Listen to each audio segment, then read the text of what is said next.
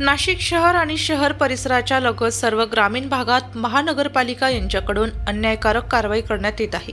सर्व गणेश मूर्तिकार ही पारंपरिक वर्षानुवर्ष काम करत आलेले सर्व कुंभार व हिंदू कलाकार आहेत। अशा अन्यायकारक कारवाईने सर्व मूर्तिकारांमध्ये भीतीचे वातावरण पसरले आहे।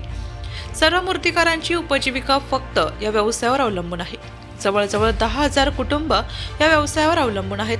लवकरात लवकर या विषयाकडे गांभीर्याने लक्ष द्यावे आणि नगरपालिकेला या कारवाई स्थगितीसाठी आदेश द्यावे आणि तमाम परंपरागत कुंभार मूर्तिकार बांधवांना दिलासा द्यावा। तसेच पीओपी गणपती बंदी यावर आम्ही सर्वोच्च न्यायालयात याचिका दाखल केली आहे। त्यावर निर्णय बाकी आहे।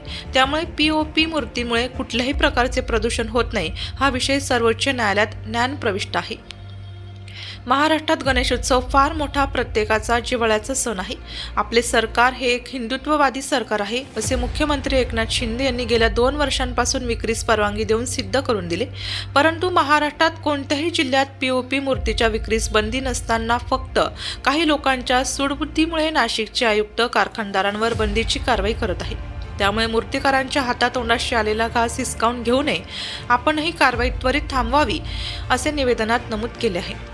तसेच यावेळी नाशिक जिल्हा कुंभार समाज विकास समिती संस्थापक अध्यक्ष रमाकांत क्षीरसागर, जिल्हा अध्यक्ष सोमनाथ सोनवणे, शहराध्यक्ष गणेश आहेर, पुंडलिक सोनवणे, मूर्तिकार नाशिक जिल्हा अध्यक्ष पंकज राऊत, जिल्हा उपाध्यक्ष सोपान सोनवणे, जिल्हा सचिव संदीप जाधव व संस्थेचे सदस्य सुधाकर जोंधळे, राजू सोनवणे, मदन जाधव आदी उपस्थित होते।